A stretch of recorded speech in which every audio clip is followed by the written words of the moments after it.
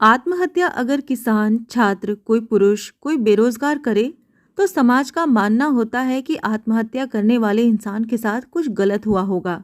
लेकिन अगर कोई लड़की आत्महत्या करे, तो समाज की सोच होती है कि उस लड़की ने कुछ गलत किया होगा।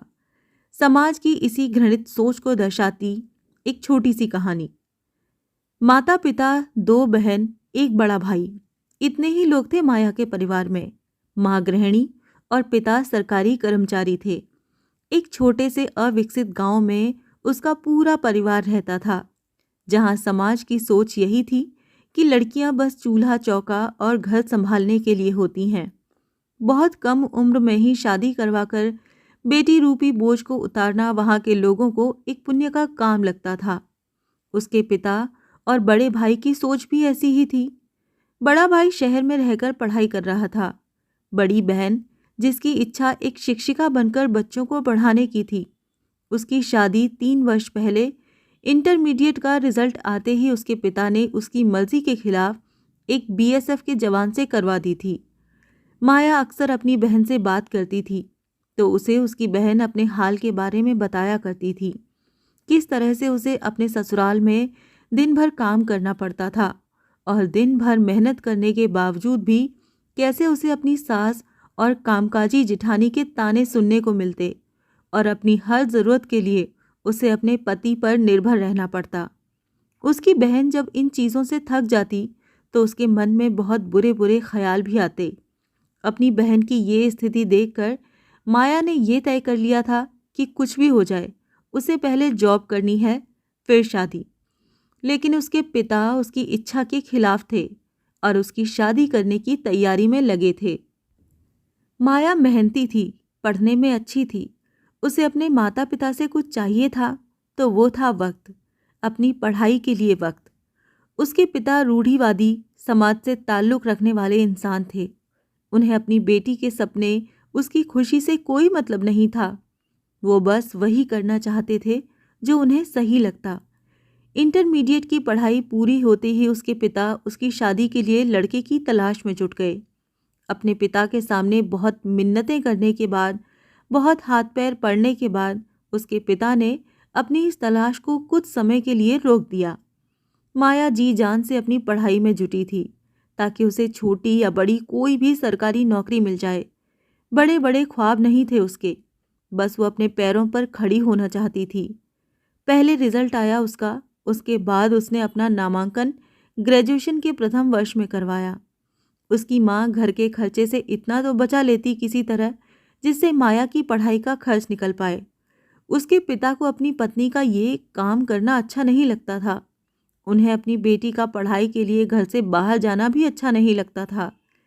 एक दिन अचानक से माया के पिता ने घर में आकर बताया कि उन्होंने माया की शादी तय कर दी है।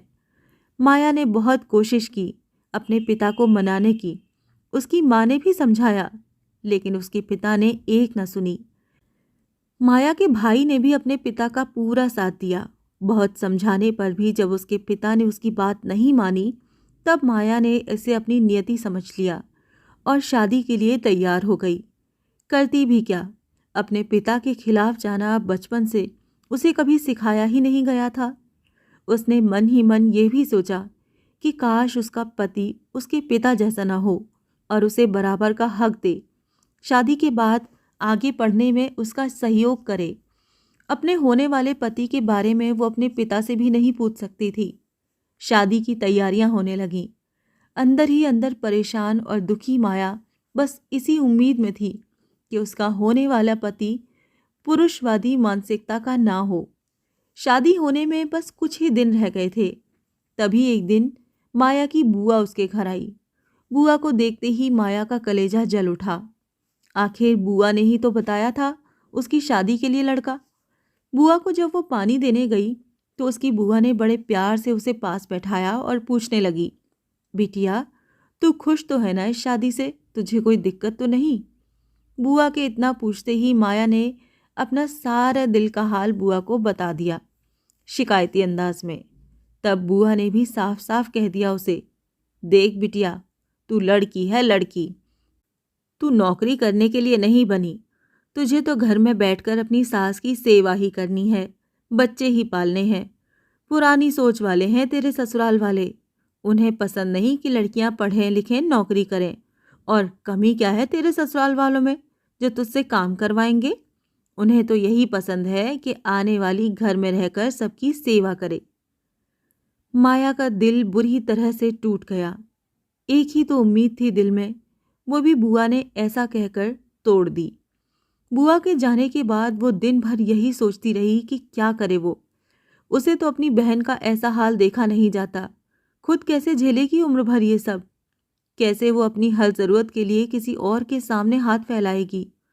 उसे जब उसकी छोटी छोटी ज़रूरतों को पूरा करने के लिए अपनी माँ और बहन की तरह अपने पति से पैसे मांगने पड़ेंगे, तब क्या बीतेगा उस पर? उसे कुछ समझ नहीं आ रहा था कि क्या करे, कहाँ जाए। यही सब सोचते सोचते उसने एक बहुत ही गलत फैसला लिया कि वो आज रात घर छोड़कर चली जाएगी। शादी की तारीख खत्म होने के बाद वापस आएगी घर। तब तक किसी सहेली के घर रह लेगी। उसने सोचा कि वो अपनी कॉलेज की सहेली नंदिनी, जो कि उसके गांव के नज़दीक वाले शहर में रहती है, उसके घर चली जाएगी। नादानी में उसने ये कदम तो उठा लिया बिना कुछ सोचे समझे, और सुबह के 4 बजे अंधेरे में वो सबसे छुपते छुपाते घर से निकल भी गई। उसने सुबह की बस ली और पहुंच गई नंदिनी के घर। उसने नंदिनी को सारी बात बताई। नंदिनी ने खुले दिल से उसका स्वागत किया और उसे अपने घर में रहने की जगह दी। अगले ही दिन जब ये बात नंदिनी के माता पिता को पता चली तो वो नंदिनी पर बहुत गुस्सा हुए। उन्होंने नंदिनी को बहुत डांटा। उनकी आवाज़ें माया के कानों तक भी पहुंची, और जब नंदिनी ने उसे अपनी मजबूरी बताई तो उसे वहां रुकना सही नहीं लगा। माया ने तो ये सोचा भी नहीं था कि अगर नंदिनी मना कर देगी तो फिर वो क्या करेगी, कहाँ जाएगी। वो घर भी वापस नहीं जा सकती थी। इतनी हिम्मत करने के बाद वो हार मान चुकी थी। उसे कुछ भी अच्छा नहीं लग रहा था। उसकी सोचने समझने की शक्ति कमज़ोर पड़ चुकी थी कि आखिर वो करे तो क्या करे। इन्हीं सब सोच में डूबी हुई वो बस स्टैंड तक पहुंची। कुछ ही देर में उसके गांव तक जाने वाली बस आने को थी। उसे महसूस हुआ कि उसे घर वापस चले जाना चाहिए। लेकिन क्या कहेगी वो अपने पिता से? अपने पिता को तो वो अपनी इस गलती के बारे में समझा भी दे, उनसे माफ़ी भी मांग ले, लेकिन उस शादी से कैसे बचेगी वो?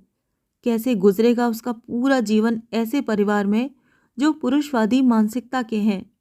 उस एक क्षण में उसके दिमाग में लाखों बातें घूम रही थीं, और उन बातों का, उस एक क्षण का, या फिर कह लें कि उसकी माँ बहन के संघर्ष भरे जीवन का, उसके पिता और होने वाले परिवार की रूढ़िवादी सोच का नतीजा ये हुआ कि उसने सामने से तेज रफ्तार में आ रही बस के सामने जाकर अपने जीवन को समाप्त करने का कायरतापूर्ण फैसला लिया।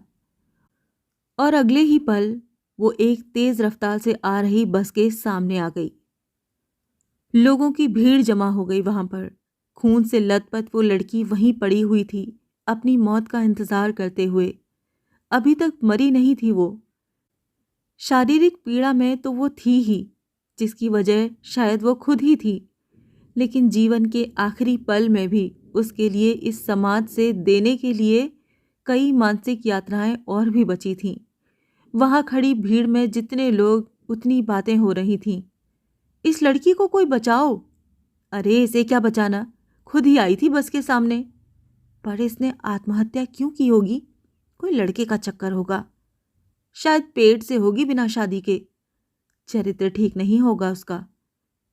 लगता है प्रेमी ने छोड़ दिया होगा।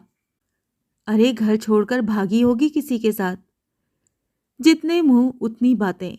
वहां उपस्थित भीड़ में किसी को उसकी मदद करने की, यहां तक कि ये देखने की कि वो जिंदा है या मर गई, एम्बुलेंस बुलाने की फुर्सत नहीं थी। किसी की भी ये जिम्मेदारी नहीं थी कि एक मरती हुई लड़की को बचाए, लेकिन इतना हक सबको था कि उसे उसके चरित्र का प्रमाण पत्र दे। उसके चरित्र के बारे में बातें करने का अधिकार सबको था। इन्हीं सारी बातों को सुनते सुनते माया मर गई। कोई नहीं आया उसे बचाने।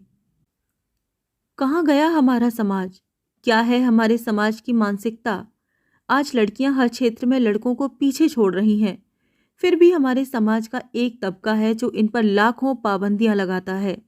अगर लड़कियां उन पाबंदियों से आज़ाद होना चाहती हैं, तो भी समाज और परिवार हजार मुश्किलें रास्ते में खड़ी करता है।